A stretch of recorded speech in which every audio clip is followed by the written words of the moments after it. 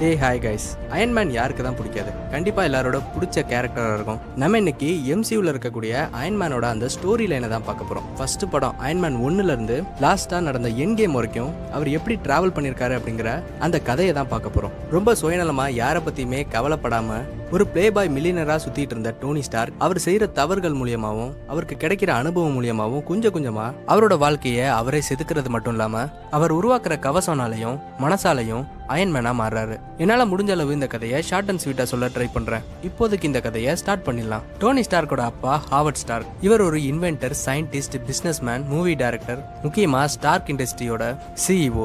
இவர் ஏகப்பட்ட government ப்ராஜெக்ட்ஸ்ல work பண்ணிட்டு இருக்காரு. இந்த மாதிரி ஏகப்பட்ட வேலையை பார்த்துக்கிட்டு இருக்கனால அவரோட பையனான டோனி ஸ்டார்க்கையும் பார்க்க முடியல, அவரோட ஃபேமிலியையும் பார்க்க முடியல. இவருக்கு கிடைக்கிற டயத்துல டோனி கிட்ட பேசும்போது அவர் செஞ்ச அச்சீவ்மெண்ட்ஸை பத்தி பேசுறாரு. ஆனா டோனிக்கு எப்படி தெரியுது அப்படின்னா இவருக்கு இவரோட வேலை தான் முக்கியம், குடும்பம் முக்கியம் கிடையாது அப்படின்னு நினைச்சுக்கிறாரு. இதனாலே டோனி ஸ்டார்க்குக்கும் அவங்க அப்பாவுக்கும் ஒரு நல்ல ரிலேஷன்ஷிப்பே ஒத்து போயிருக்காது. அதே நேரத்துல சின்ன வயசுல இருந்து டோனி ஸ்டார்க் ரொம்பவே புத்திசாலி, அவங்க அப்பா மாதிரியே. டோனி 6 வயசுலேயே அவரோட முதல் இன்ஜினை கண்டுபிடிக்கிறாரு. 17வது வயசுல எம்ஐடில இருந்து கிராஜுவேட் ஆகிறாரு. எல்லாமே நல்லா போயிட்டு இருக்கு அப்படிங்கிற நினைக்கிற அந்த சமயத்துல டோனி ஸ்டார்க்கோட அப்பாவும் அம்மாவும் ஒரு கார் ஆக்சிடென்ட்ல இறந்துடுறாங்க. உண்மையாலுமே இந்த சம்பவம் டோனி ஸ்டார்க்கை பயங்கரமா பாதிச்சிருக்கு. அப்பதான் டோனி ஸ்டார்க் உண்மையான தனிமையை உணர்றாரு. அண்ட் அவரும் கொஞ்சம் கொஞ்சமா டெவலப் ஆகி ஸ்டார்க் இண்டஸ்ட்ரியோட சிஇஓவாவும் மாறாரு. அவரோட 21வது வயசுல பழைய ராக்கெட் டெக்னாலஜில புது ரோபோட்டிக் டெக்னாலஜி அட்டாச் பண்றது மூலமா புது வகையான வெப்பன்ஸை கிரியேட் பண்றாரு. இந்த வெப்பன்ஸ் எந்த கண்ட்ரியாலையும் ரெப்ளிகேட் பண்ண முடியாதபடி இருக்கு. இது இவருக்கு பேரும் புகழையும் பணத்தையும் அதிகமாவே வாங்கி தருது. ஆனா டோனி ஸ்டார்க் இப்பவும் தனிமையில தான் இருக்காரு. அவரோட தனிமையை சரி பண்றதுக்காக ஒரு பிளே பாயா சுத்திட்டு இருக்காரு. நிறைய பொறுப்பு இல்லாத வேலைகளை செய்யறாரு. அந்த சமயத்துல தான் சுவிட்சர்லாந்துல பெர்ன் அப்படிங்கிற ஒரு இடத்துல நியூ இயர்ஸ் ஈவ் பார்ட்டி ஒன்று நடந்திருக்கும். இங்க பெரிய பெரிய பெருந்தலைகள்லாம் அந்த பார்ட்டி அட்டன் பண்றாங்க. முக்கியமா நம்ம டோனி ஸ்டார்க்கும் அட்டன் பண்றாரு. அங்கே டாக்டர் என்ஜின் மாதிரி இன்னும் நிறைய பேரை மீட் பண்றாரு. ஆனா யாரையுமே கண்டுக்கல. அவர் பாட்டு ஜாலியா டாக்டர் மாயாவோட ஹெவியா பார்ட்டி பண்ணிட்டு இருக்காரு. அப்பதான் டிசபிள்டு பர்சன் ஒருத்தன் வரான். இவனோட பேரு ஆல்ரிச் கில்லிகன். டோனி ஸ்டார்க் கிட்டையும் டாக்டர் மாயா கிட்டையும் அவரோட கம்பெனியான எய்மை பத்தி பேச வராரு. மாயா அவரை அவாய்ட் பண்ணிட்டு போயிடுறாங்க. ஆனா டோனி நீ போய் மொட்டை மாடியில் நில்லு, நான் வரேன் அப்படின்னு சொல்லிட்டு போறாரு. ஆனா அதுக்கப்புறம் டோட்டலாவே அவரை மறந்துடுறாரு. இந்த இடத்துல டோனியோட ரசிகனா இருந்த ஆல்ரிச் கில்லிகனுக்கு டோனி மேல அதிக அளவிலான வெறுப்பு ஏற்படுது. இது நடந்து ஒரு சில வருஷத்துக்கு அப்புறம் டோனி ஸ்டார்க்கோட ஒரு வெப்பனான ஜெரிகோ மிசைல் அப்படிங்கிற ஒரு மிசைலை டெமான்ஸ்ட்ரேட் பண்றதுக்காக ஆப்கானிஸ்தான்ல ஒரு டெசர்ட் மாதிரி ஒரு இடத்துக்கு போறாரு. அந்த இடத்துல டோனி ஸ்டார்க்கோட அந்த வெப்பனை வச்சு அவரே அட்டாக் பண்றாங்க. இவரை அட்டாக் பண்ணவங்களோட பேரு டென்ரிங்ஸ். இவங்களை ஏவி விட்டது யாரு அப்படின்னா டோனியோட கார்டியனான ஒபிடியா ஸ்டெயின் தான். என்னதான் இவர் டோனியோட அப்பாவோட ஃப்ரெண்டா இருந்தாலும் அந்த ஸ்டார்க் இண்டஸ்ட்ரியை இவர் டேக் ஓவர் பண்ணணும் அப்படின்னு நினைக்கிறாரு. அதுக்கு தடையா இருக்கிறது டோனி ஸ்டார்க். சோ அவரை கடத்தி போட்டு தள்ளிட்டா அவரோட இடத்துக்கு இவர் வந்துருவாரு. அதுக்காக தான் டென்ரிங்ஸ் கிட்ட ஹெல்ப் கேட்டிருப்பாரு. ஆனா டென்ரிங்ஸ் டோனியை கொல்றதுக்கு பதிலா அவரை வச்சு இவங்களுக்கு தேவையான வெப்பன்ஸை கிரியேட் பண்ணி தர சொல்லியிருப்பாங்க. அண்ட் அஃப்கோர்ஸ் டோனிக்கு தெரியும் இந்த மாதிரி வெப்பன்ஸை கிரியேட் பண்ணி கொடுத்தா அடுத்த செகண்டே டோனி அவங்க கொன்றுவாங்கன்னு. பட் இருந்தாலும் டோனி ஒத்துக்கிறாரு. அண்ட் பாம்னால டோனி அட்டாக் பண்ணப்பட்டதுனால ஏகப்பட்ட மெட்டீரியல்ஸ் அவரோட நெஞ்சில இருக்கும். அந்த மெட்டீரியல்ஸ்லாம் அவரோட ஹார்ட்டை ரீச் பண்ணாம இருக்கிறதுக்கு என்ஜின் வந்து ஒரு எலக்ட்ரோ மேக்னெட்டை வந்து வச்சிருப்பாரு. அண்ட் அதுக்கு ஒரு பர்மனன்ட் சொல்யூஷன் கண்டுபிடிக்கிற விதமா குப்பைகளை யூஸ் பண்ணி டோனி ஆர்க் ரியாக்டர் கிரியேட் பண்ணுவாரு. அண்ட் அந்த ஆர்க் ரியாக்டர் வச்சு பவர் பண்ற விதமா அயன்மேனோட ஃபர்ஸ்ட் ஷூட்டான மார்க் 1 ரெடி பண்றாரு. அண்ட் இதை சீக்கிரட்டா சக்சஸ்ஃபுல்லா செஞ்சு முடிச்சுட்டு அங்க இருந்த டென்ரிங் மெம்பர் எல்லாத்தையும் போட்டு தள்ளிட்டு அங்க இருந்து தப்பிச்சு வராரு. ஆனா அது சோகமான விஷயம் என்னன்னா என்ஜின் செத்து போயிடுறாரு. இந்த என்ஜின் வேற யாரும் இல்ல, நியூ இயர் பார்ட்டில ஒருத்தரை மீட் பண்ணிருப்பார்ல அவர் தான் இவர். அந்த இடத்த விட்டு இவர் தப்பிச்சு வந்ததுக்கு அப்புறம் ரோட்ஸ் வந்து இவரை காப்பாத்தி நியூயார்க்கு எடுத்துட்டு வராரு. அந்த இடத்துல பிரஸ் மீட்ல டோனி என்ன சொல்றாருன்னா இனிமே ஸ்டார்க் இண்டஸ்ட்ரீஸ் வெப்பன்ஸை தயாரிக்காது அப்படின்னு சொல்லிடுறாரு. இதுக்கப்புறம் அவருக்கு ஒரு புது ஆர்க் ரியாக்டரை கிரியேட் பண்றாரு. அண்ட் மார்க் 1 ஷூட்டால பறக்க முடியாம இருந்திருக்கும். அதனால இப்ப புதுசா செய்யக்கூடிய மார்க் 2 ஷூட்டை பறக்கிற மாதிரி டிசைன் பண்ணுவாரு. இப்ப அந்த ஷூட்டை டெஸ்ட் பண்றதுக்காக உயரத்துல பறப்பாரு. அப்ப ஐசிங் ப்ராப்ளம் வரும். அந்த ப்ராப்ளத்தை சரி பண்ணி டைட்டானியம் அண்ட் கோல்டன் அலாய்ல மார்க் 3 ஷூட்டை ரெடி பண்ணுவாரு. அண்ட் அந்த சைடு ஒபாடியா ஸ்டெயின் டென்ரிங்ஸை மீட் பண்றது மட்டும் இல்லாம டோனி கிரியேட் பண்ண அந்த மார்க் 1 ஷூட்டையும் அதை செய்யறதுக்காக அவர் வச்சிருந்த பிளானையும் தூக்கிட்டு வந்துடுறாரு. இந்த ஷூட்டை கொஞ்சம் பட்டிட்டிங்கரிங் பார்த்து அயன் மாங்கரை உருவாக்குறாரு. ஆனா அந்த ஷூட்டை பவர் பண்றதுக்கு ஆர்க் ரியாக்டர் வேணும். அந்த ஆர்க் ரியாக்டரை ஸ்டார்க் இண்டஸ்ட்ரியில இருக்கக்கூடிய இன்ஜினியர்ஸ் வச்சு செய்ய சொல்லியிருப்பாரு. ஆனா அவங்களாலே செய்ய முடியாது. வேற வழி இல்ல, டோனி கிட்ட ஆட்டை போட்டுற வேண்டியதான் அப்படின்னு சொல்லிட்டு ஒரு டிவைஸை வச்சு டோனியை பேரலைஸ் பண்ணிட்டு அவர்கிட்ட இருக்கக்கூடிய அந்த ஆர்க் ரியாக்டரை தூக்கிட்டு வந்துருவாரு. அதுக்கப்புறம் டோனி தட்டு தடுமாறி அவரோட பழைய ஆர்க் ரியாக்டரை எடுத்து மாட்டிட்டு அவரோட மார்க் 3 ஷூட்டை போட்டுட்டு அயன் மாங்கரை அட்டாக் பண்ண போவாரு. அண்ட் கடைசியா அந்த ஃபைட்ல அவர் ஃபேக்டரியில இருந்த பெரிய ஆர்க் ரியாக்டரை வெடிக்க வச்சு அயன் மாங்கரை போட்டு தள்ளிடுறாரு. இந்த சண்டையை பத்தி பிரஸ்ல கேட்க வேற யாரும் இல்ல, நான் தான் அயன்மேன் அப்படிங்கறத எல்லாரும் முன்னாடி சொல்லிடுறாரு. அண்ட் டோனியோட வீட்டுக்கு நிக் ஃபியூரி வந்து அவெஞ்சர்ஸ் இனிஷியேட்டிவ்ல ஜாயின் பண்றீங்களான்னு கேக்குறாரு. ஆனா அவர் மாட்டேன்னு சொல்லிடுறாரு. இவர் பப்ளிக்கா நான் தான் அயன்மேன் அப்படின்னு சொன்னதை இவான் வான்கூ டிவில பாக்குறான். இவனோட அப்பா ஆண்டன் வான்கூவும் டோனியோட அப்பா ஹாவர்ட் ஸ்டார்க்கும் சேர்ந்துதான் ஆர்க் ரியாக்டர் ஐடியாவை டெவலப் பண்ணிருப்பாங்க. ஆனா இப்போதைக்கு மொத்த பேரும் புகழும் டோனிக்கு போயிட்டு இருக்கு. இது எனக்கு பிடிக்கல, நான் அவனை பழி வாங்கியே தீருவேன் அப்படின்னு சொல்லிட்டு இவான் வான்கூ ஒரு பக்கம் அவன் ஒரு மினி ஆர்க் ரியாக்டர் ரெடி பண்ணிட்டு விப்லாஷுக்கான அந்த ஷூட்டை ரெடி பண்ணிட்டு இருக்கான். அண்ட் இன்னொரு பக்கம் டோனியோட ஆர்க் ரியாக்டரை செயல்படுத்தக்கூடிய பெலாடியம் அப்படிங்கிற மெட்டீரியல் கொஞ்சம் கொஞ்சமா டோனி ஸ்டார்க்கோட உடம்ப பாய்சன் பண்ணிட்டு இருக்கு. இதனால அவர் கூடிய சீக்கிரத்திலே செத்துருவாரு. தான் சீக்கிரம் செத்துருவோம் அப்படின்னு தெரிஞ்ச அயன்மேன் அவரோட இடத்துக்கு பெப்பர் பாட்ஸை ஸ்டார்க் இண்டஸ்ட்ரீஸோட சிஇஓவா மாத்துறாரு. அண்ட் பெப்பர் பாட்ஸ் இவருக்கு ஒரு பர்சனல் அசிஸ்டன்ட்டை அப்பாயிண்ட் பண்றாங்க. அவங்களோட பேரு நட்டாஷா ரோமனாஃப். இவங்க வேற யாரும் கிடையாது, ஷீல்டோட ஒரு ஏஜென்ட். டோனியை வேவ் பார்க்கறதுக்காக வந்திருக்காங்க.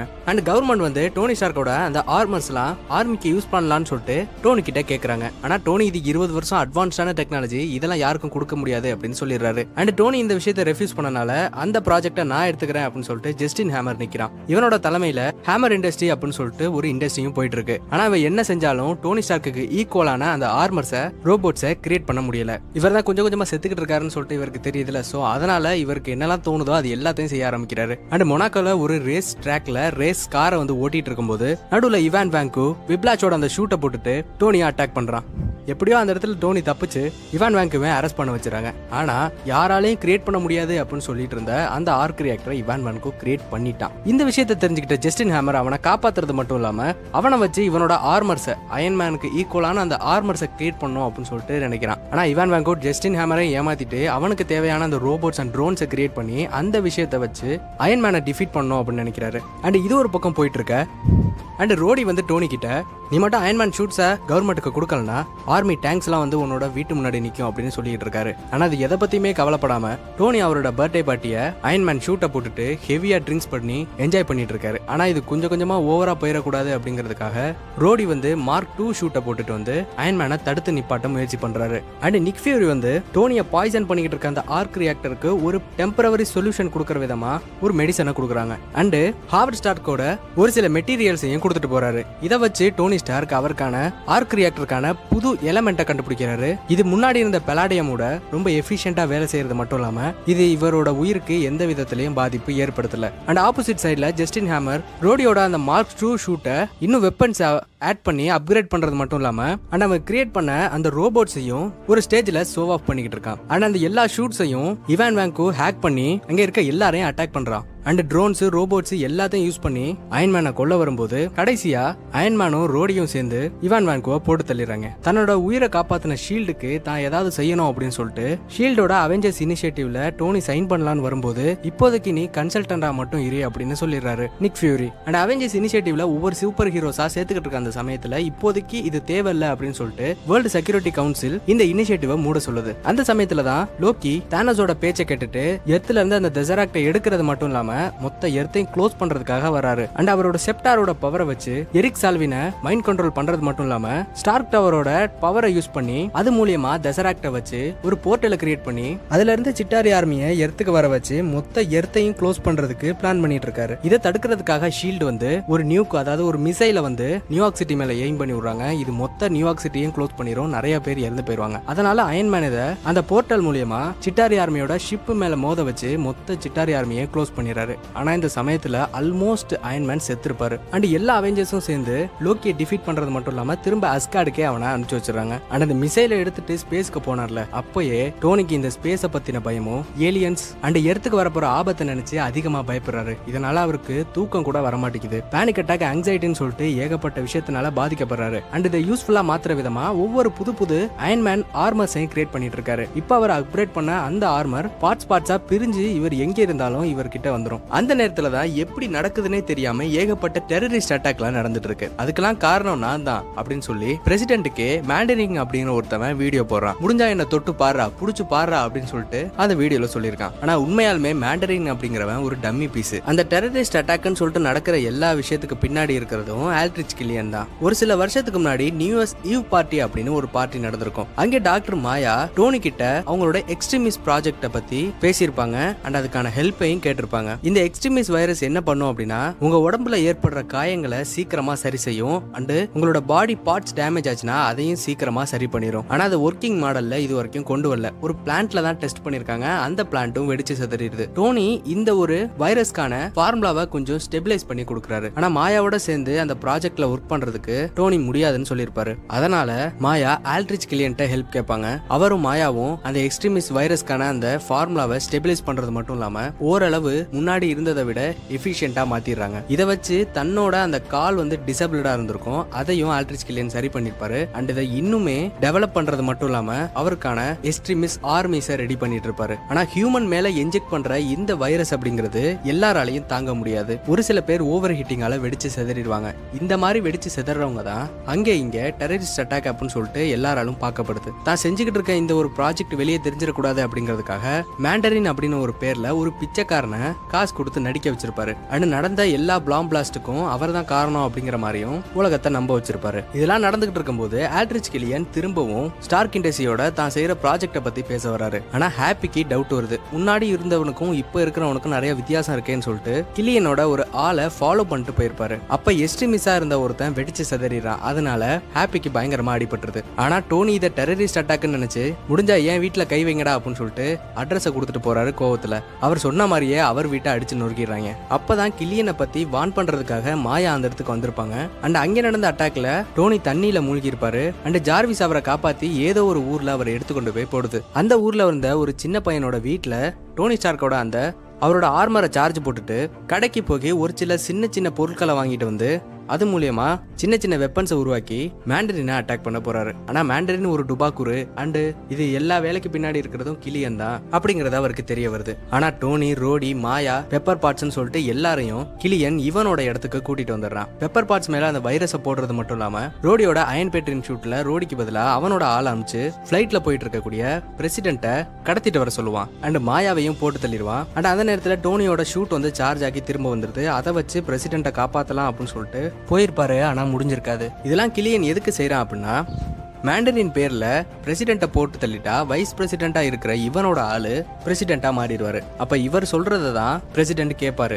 அப்போ இது மாதிரி எக்ஸ்ட்ரீமிஸ்ட் வைரஸால கிரியேட் பண்ணப்பட்ட அந்த சூப்பர் சோல்ஜர்ஸை கிரியேட் பண்ணுவாரு. அண்ட் பிரசிடென்ட் இவர் கையில இருக்கிறனால இவர் என்ன நினைக்கிறாரோ அதை அந்த ஆர்மியை வச்சு செய்ய முடியும். இதுதான் இவரோட பிளான். ஆனா இப்போதைக்கு பிரசிடென்ட்டா இருக்கிற அந்த ஆளை கொல்லலாம் அப்படின்னு வரும்போது டோனியும் அவரோட ஆர்மர்ஸான அயன் லீஜனும் சேர்ந்து கில்லியனை அட்டாக் பண்றாங்க. அண்ட் கடைசியா பெப்பர் பார்ட்ஸோட உதவி மூலியமா கில்லியனை போட்டு தள்ளிடுறாங்க. இதுக்கப்புறம் டோனி சர்ஜரி பண்ணி அவர் ஹார்ட்ல இருக்கக்கூடிய அந்த மெட்டீரியல்ஸ் எல்லாத்தையும் ரிமூவ் பண்ணிட்டு ஆர்க் ரியாக்டரை தூர தூக்கி போட்டுட்டு அவரோட ஆர்மர்ஸ் எல்லாத்தையும் டெஸ்ட்ராய் பண்ணிட்டு ஒரு நார்மலான வாழ்க்கையை வாழ்றதுக்காக போயிருப்பாரு. ஆனா விதி யாரை விட்டுச்சு? ஷீல்டுக்குள்ளேயே ரகசியமா வளர்ந்துகிட்டு இருந்த ஹைட்ரா இப்போதைக்கு ஷீல்டை ஓவர்டேக் பண்ணுது. ஷீல்டு கிட்ட இருந்த எல்லா பொருட்களும் இப்ப ஹைட்ராவுக்கு போயிருச்சு. முக்கியமா லோக்கியோட அந்த ஸ்டஃப், அதாவது செப்டார். அந்த செப்டாரை யூஸ் பண்ணி 2 புது சூப்பர் ஹீரோஸை கிரியேட் பண்றாங்க. ஒன்னு ஸ்கார்லெட் விட்ச், இன்னொன்னு குயிக் சில்வர். இவங்களை அவெஞ்சர்ஸ்க்கு எதிராக யூஸ் பண்ணி அவெஞ்சர்ஸை டிஃபீட் பண்றதா இவங்களோட பிளான். இதை தடுத்து நிறுத்துறதுக்காக திரும்பவும் எல்லா அவெஞ்சர்ஸும் ஒன்னு சேர்ந்து ஹைட்ராவோட அந்த இடத்தை அட்டாக் பண்றதுக்கு போவாங்க. அப்ப டோனி அந்த லோக்கி செப்டாரை எடுக்கும்போது ஸ்கார்லெட் விட்ச் ஆன வாண்டா டோனியை பயமுறுத்துற மாதிரி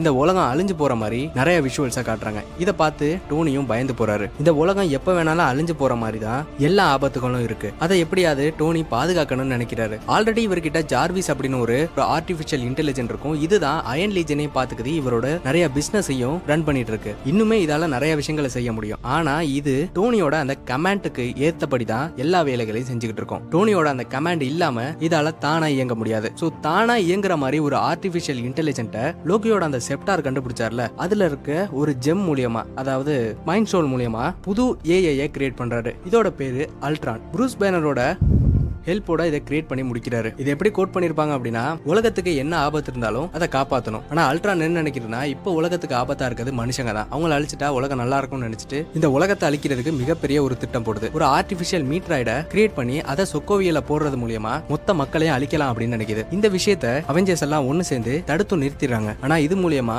சொக்கோவியால இருக்க ஏகப்பட்ட மக்களுக்கு பாதிப்பு ஏற்படுது. இதனால கவர்மெண்ட் சொக்கோவியா அக்கர்ட்ஸ் அப்படிங்கிற ஒரு விஷயத்தை ஃபார்ம் பண்றாங்க. இனிமே அவெஞ்சர்ஸ் கவர்மெண்ட்டுக்கு கீழே தான் எல்லா முடிவுகளையும் எடுக்கணும் அப்படிங்கிற மாதிரியான ஒரு அக்ரிமெண்ட். இதுல டோனி தான் ஃபர்ஸ்ட் சைன் பண்றாரு. ஏன்னா அவர் தான் இது எல்லாத்துக்கும் காரணம், இவர் தான் அல்ட்ரானை கிரியேட் பண்ணாரு அப்படிங்கிற ஒரு கில்ட் இவருக்குள்ள இருக்கு. ஆனா கேப்டன் அமெரிக்கா இதுல சைன் பண்றதுக்கு ஒத்துக்க மாட்டேங்கிறாரு. அண்ட் இது ஒரு பக்கம் போயிட்டு இருக்க பேரன் ஜீமோ அப்படிங்கிற ஒருத்தவன் இந்த சொக்கோவியால நடந்த அட்டாக்னால அவனோட குடும்பத்தை இழந்திருப்பான். அவெஞ்சர்ஸ் மேல இவனுக்கு ரொம்ப கோவம். அதனால அவெஞ்சர்ஸ்குள்ள சண்டை முட்டி விடுறதுக்கு ஏகப்பட்ட வேலைகளை பார்த்துட்டு இருக்கான். அதுலயும் முக்கியமா அயன்மேனோட அப்பாவை கேப்டன் அமெரிக்கா ஃப்ரெண்டு பக்கி தான் கொன்னாரு அப்படிங்கறத ஒரு வீடியோ ஆதாரம் மூலமா அவருக்கு காமிச்சிடறான். அண்ட் இந்த விஷயம் கேப்டன் அமெரிக்காவுக்கும் தெரியும். ஆனா டோனி கிட்ட அவர் ஷேர் பண்ணிருக்க மாட்டாரு. இது தெரிஞ்ச உடனே கேப்டன் அமெரிக்காவுக்கும் டோனிக்கும் ஒரு பிரிவினை ஏற்படுது. ஒற்றுமையா இருந்த அவெஞ்சர்ஸ் இப்ப டோட்டலா பிரிஞ்சிடறாங்க. அண்ட் அதே சமயத்துல அவருக்கு கீழே ஒரு சின்ன பையனை அவெஞ்சரா மாத்துறாரு. அவன் தான் பீட்டர் பார்க்கர். அவன் ஒரு சில நல்ல விஷயங்களை செய்யறத பார்த்த டோனி அவனுக்கான ஷூட்டர் ரெடி பண்ணி கொடுக்கறாரு. அண்ட் அவனை ஒரு மென்டாரா பாத்துக்கிட்டு ஸ்பைடர் மேனாவும் மாத்துறாரு. அண்ட் பீட்டர் செய்யற விஷயங்கள்லாம் டோனிக்கு பிடிச்சு போய் ஒரு அயன் ஸ்பைடி ஷூட்டையும் அவருக்கு ரெடி பண்ணி கொடுக்கறாரு. ஆனா இப்போதைக்கு இது எனக்கு தேவையில்ல, நான் ஃப்ரெண்ட்லி நெய்பர்ஹுட் ஸ்பைடர் மேனாவே இருந்துக்கிறேன்னு சொல்லிட்டு பீட்டர் அந்த இடத்த விட்டு கிளம்பியிருப்பாரு. அண்ட் டோனியும் பெப்பரும் கல்யாணம் பண்ணிக்கிற போறதா அபிஷியலா மென்ஷனும் பண்ணிருப்பாங்க. ஆனா அந்த நேரத்துல தான் எங்க இருந்தோ தானோஸ் அப்படிங்கிறவன் எர்த்ல இருக்க அந்த இன்ஃபினிட்டி ஸ்டோன்ஸை எடுக்கிறதுக்கு அவனோட ஆட்களை அனுப்பி விடுறான். அப்பதான் டோனி இன்ஃபினிட்டி ஸ்டோன்ஸ்னா என்ன அப்படிங்கிற விஷயத்தை பத்தி தெரிஞ்சுக்கிறாரு. அண்ட் தானோஸோட ஆட்களை அட்டாக் பண்ண வந்த அந்த ஷிப்ல டைட்டனுக்கு கிளம்பி போய் கார்டியன்ஸ் ஆஃப் த கேலக்சியோட சேர்ந்து ஒரு மிகப்பெரிய ஃபைட்டை தானோஸ்க்கு எதிராக செய்வாங்க. ஆனா அதுல கடைசியா தானோஸ் தான் ஜெயிப்பாரு. அண்ட் அயன்மேன் ரொம்ப புத்திசாலி அப்படிங்கிற விஷயம் தானோஸ்க்கு நல்லாவே தெரிஞ்சிருக்கும். இவனை மாதிரி ஆட்கள் இருந்தா கண்டிப்பா நமக்கு பிரச்சனை ஏற்படுத்திடுவான்னு சொல்லிட்டு அவனை கொல்றதுக்காக தானோஸ் வரும்போது டாக்டர் ஸ்ட்ரேஞ்ச் டைம் ஸ்டோனை கொடுத்து அவனை காப்பாத்திடுவாரு. அண்ட் தானோஸும் 6 இன்ஃபினிட் ஸ்டோன்ஸையும் கலெக்ட் பண்ணி ஒரு ஸ்னாப்பை போட்டு இந்த யூனிவர்ஸ்ல இருக்க பாதி உயிர்களை அழிச்சிருவாரு. அப்ப டைட்டன்ல நடந்த அட்டாக்ல டோனிக்கு நிறைய அடிபட்டிருக்கும். அதனால அவர் ஸ்பேஸ்லயே மாட்டிப்பாரு. திரும்ப 22 நாள் கழிச்சு கேப்டன் மார்வல் அவரை காப்பாத்தி எர்த்துல கொண்டு வந்து விடுவாங்க.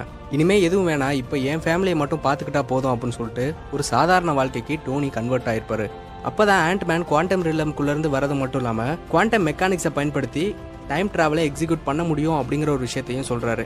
அண்ட் ப்ரூஸ் பேலன் மூலமா அந்த விஷயத்தை செய்யலாம் அப்படின்னு பார்த்தா அது ஃபெயிலியர்ல தான் முடிஞ்சிருக்கும். அண்ட் டோனி கிட்ட ஹெல்ப் கேட்கும்போது முதல்ல முடியாதுன்னு சொல்லிடுவாரு. ஆனா அதுக்கப்புறம் சேஃபா டைம் டிராவல் பண்றதுக்கான டிவைஸையும் கண்டுபிடிச்சிருவாரு. அண்ட் கேப்டனோட நடந்த சண்டையை மறந்துட்டு திரும்பவும் எல்லா அவெஞ்சர்ஸும் ஒன்று சேர்ந்து டைம் டிராவல் பண்ணி பாஸ்ட்டுக்கு போய் அங்கே இருக்க ஸ்டோன்ஸை எடுத்து திரும்ப ப்ரெசென்ட்டுக்கு வந்து ஹல்க் மூலியமா ஒரு ஸ்னாப்பை போட்டு இறந்த எல்லாரையும் திரும்ப கொண்டு வந்திருப்பாங்க. ஆனா அதே சமயத்துல இந்த பிளான் எல்லாமே தெரிஞ்ச தானோஸ் பாஸ்ட்ல இருந்து ப்ரெசென்ட்டுக்கு வந்துருவாரு. எல்லா அவெஞ்சர்ஸும் சேர்ந்து தானோஸை எதிர்த்து நிற்கிறாங்க. ஆனா அவங்களாலாம் ஒன்றும் பண்ண முடியல. இப்பதான் அயன்மேனுக்கு டாக்டர் ஸ்ட்ரேஞ்ச் சொன்ன ஒரு விஷயம் ஞாபகம் வருது. 14 பில்லியன் பாசிபிலிட்டிஸ்ல நம்ம வெறும் ஒரு பாசிபிலிட்டிஸ்ல மட்டும்தான் ஜெயிப்போம் அப்படின்னு. இந்த தாட் அவருக்கு வந்தோடனே தானே அந்த இன்ஃபினிட்டி ஸ்டோன்ஸை தானோஸ்ட இருந்து எடுத்து தன்னைத்தானே சாக்ரிஃபைஸ் பண்ணி ஸ்னாப்பை போட்டு தானோஸோட ஆர்மியை டிஃபீட் பண்ணி இந்த உலகத்தையும் காப்பாத்துறாரு. அண்ட் அந்த இடத்துலயே இறந்தும் போறாரு. அண்ட் இவரோட டெத்துக்கு எல்லாரும் மரியாதை செலுத்துறாங்க. அண்ட் இவரோட வீட்டுக்கு வந்து அயன்மேனோட அந்த பழைய ஆர்க் ரியாக்டர் எடுத்து அதை ஆத்துல விட்டு மரியாதை செலுத்துறாங்க. இந்த இடத்துக்கு கிட்டத்தட்ட எல்லா சூப்பர் ஹீரோஸும் வந்திருக்காங்க. டோனிக்கு ஒரு சின்ன பொண்ணும் இருக்கா. அண்ட் அவருக்கு ஒரு ஃபேமிலியும் இருக்கு. ஆனா அதை பத்திலாம் கவலைப்படாம இந்த உலகத்தை காப்பாத்துறதுக்காக தன்னைத்தானே சாக்ரிஃபைஸ் பண்ணியிருப்பாரு. One of the best character ending அயன்மேனுக்கு கொடுத்துருக்காங்க. அண்ட் இதோட இந்த அயன்மேன் கதையும் முடியுது, இந்த வீடியோவும் முடியுது.